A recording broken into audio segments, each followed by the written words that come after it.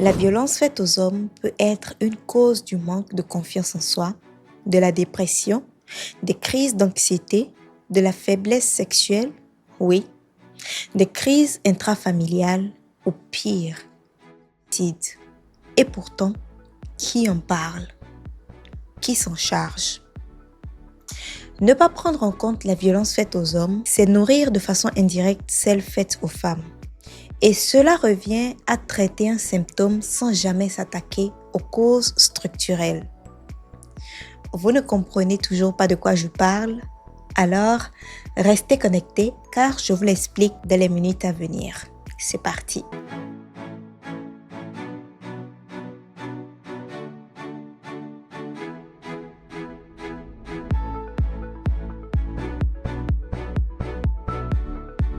Bonjour et bienvenue sur Diramsway, l'espace dédié à toute personne qui souhaite faire de son image un pilier de l'élégance et un véritable atout de distinction. Si vous découvrez la chaîne pour la première fois, je suis Mariam Diré, votre conseillère en images et relations publiques et comme toujours, c'est un réel plaisir pour moi de vous retrouver. Alors, si vous n'êtes pas encore abonné à la chaîne, je vous invite à le faire puis à activer la cloche de notification pour ne manquer aucun de nos rendez-vous. En 2025, la lutte contre la violence basée sur le genre et plus précisément des actions exclusivement concentrées sur la violence faite aux femmes a continué d'enregistrer des limites malgré le renforcement du cadre juridique, la multiplication des campagnes de sensibilisation et surtout l'engagement institutionnel à l'échelle mondiale. Ce constat appelle à une analyse des causes structurelles de cet échec. Alors, aujourd'hui, j'ai décidé de mener une démarche critique et systémique visant à dépasser les approches partielles du phénomène en mettant en lumière les causes de ce problème. Donc, restez concentrés. Les violences faites aux femmes ne commencent pas seulement au moment où l'acte est vécu. Elle naît à travers le passé marqué par un trauma chez certains hommes, puis s'inscrit dans le temps en laissant des traces invisibles, durables et parfois irréversibles. Lorsqu'un homme est victime de violences, qu'elles soient émotionnelles, sociales, économiques ou physiques, lorsqu'il est violenté, humilié, rabaissé, manipulé ou détruit psychologiquement, et que cette violence n'est ni reconnue ni prise en charge, il n'en sort pas indemne. Il survit, oui, mais il reste brisé intérieurement. Et pire, les conséquences dépassent largement la sphère individuelle.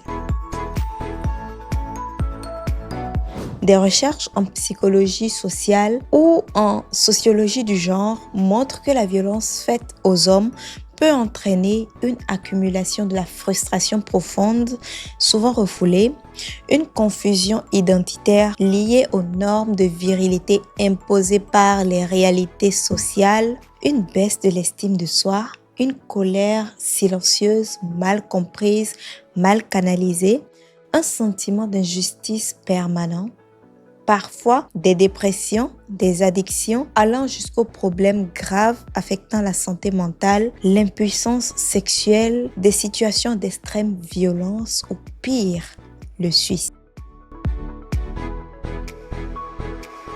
Là où le problème se pose, c'est principalement le fait que contrairement aux femmes, les hommes sont socialement configurés pour nier leur vulnérabilité, ce qui empêche l'expression verbale ou même thérapeutique de leur souffrance. Cette souffrance non exprimée ne disparaît pas.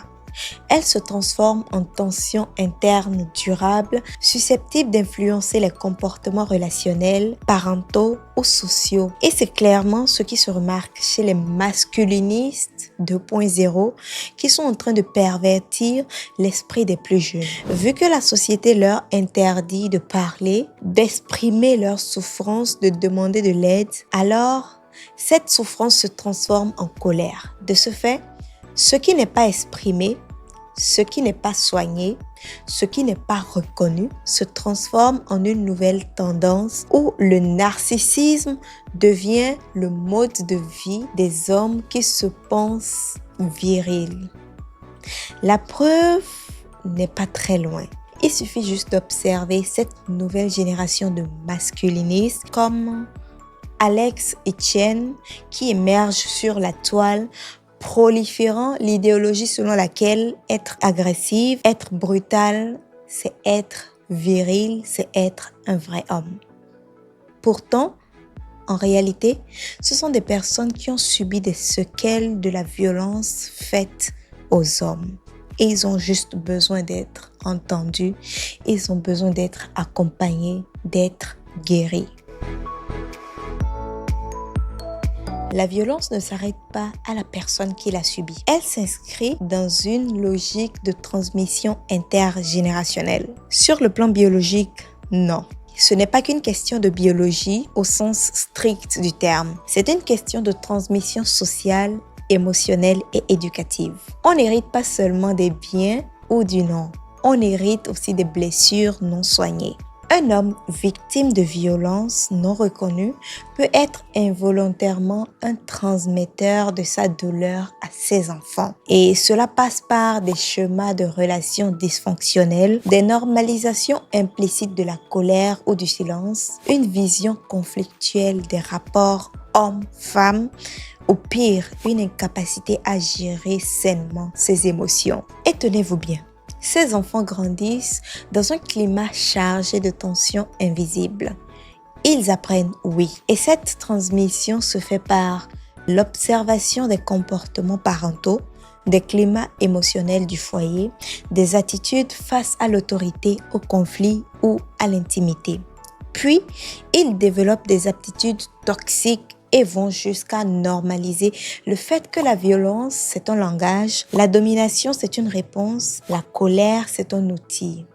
Ils ne parviennent même plus à considérer leur propre génitrice. Et vous le savez sans doute, quand un homme ne sait plus respecter sa propre mère, il devient un danger pour les autres femmes. Malheureusement, les femmes deviennent dans ce cas des symboles inconscients de cette frustration accumulée.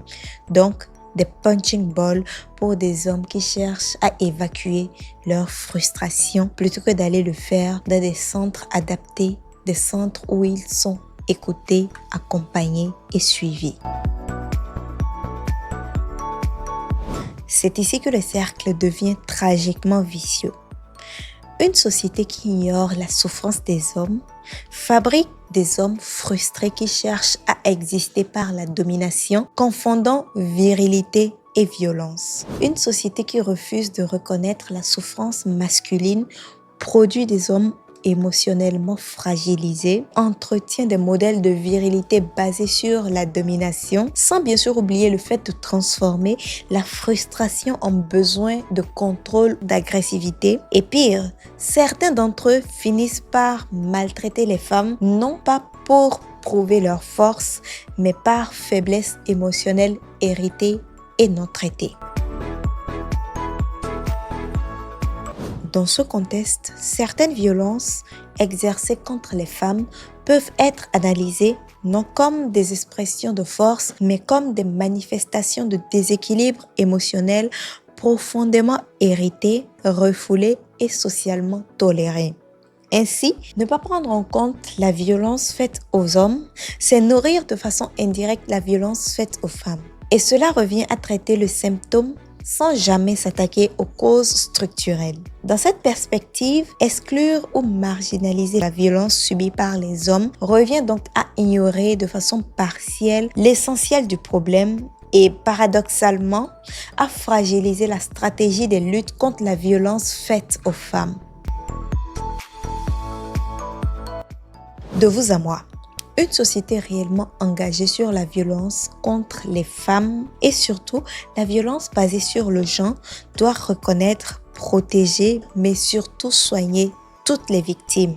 Pour cela, il faut inéluctablement une stratégie efficace à travers une approche globale, inclusive et systémique intégrant la reconnaissance de toutes les victimes sans hiérarchie, sans mépris et sans idéologie sélective. Il faut également des dispositifs sélectifs d'écoute et de prise en charge adaptés aux hommes et aux femmes. Bien sûr, il faut également une déconstruction des normes de genre nocives pour les deux sexes, sans bien sûr oublier la prévention axée sur l'équilibre émotionnel, la santé mentale et l'éducation relationnelle.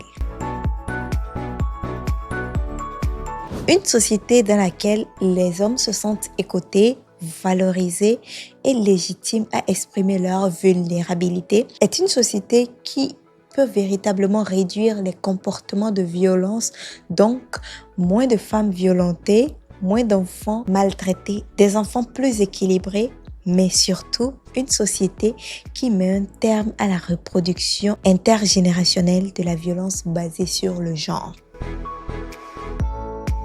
En réalité, le combat est le même. Prendre en compte la violence basée sur le genre, dans son intégralité hommes et femmes, ce n'est pas diviser ce combat, mais plutôt le rendre efficace. Car cette lutte ne peut être efficiente si elle repose uniquement sur la lecture partielle du phénomène. De plus, la reconnaissance de la violence subie par les hommes ne constitue ni une concurrence victimaire ou encore une remise en cause du droit des femmes. On ne construit pas un avenir sain sur des blessures reniées. On ne protège pas les femmes en détruisant les hommes. On ne guérit pas la société en choisissant quelle souffrance mérite d'être entendue ou soignée. Protéger les femmes passe par la guérison des hommes. Briser la violence commence par une reconnaissance de toutes les racines. Et une société moins violente, équilibrée, une société émotionnellement mature commence par la justice complète mais surtout équitable. Alors, pour permettre à la société de mieux guérir, je vous invite à liker la vidéo, à la partager aussi autour de vous, puis à vous abonner si ce n'est pas encore fait. D'ici là, portez-vous bien. Merci et à très bientôt.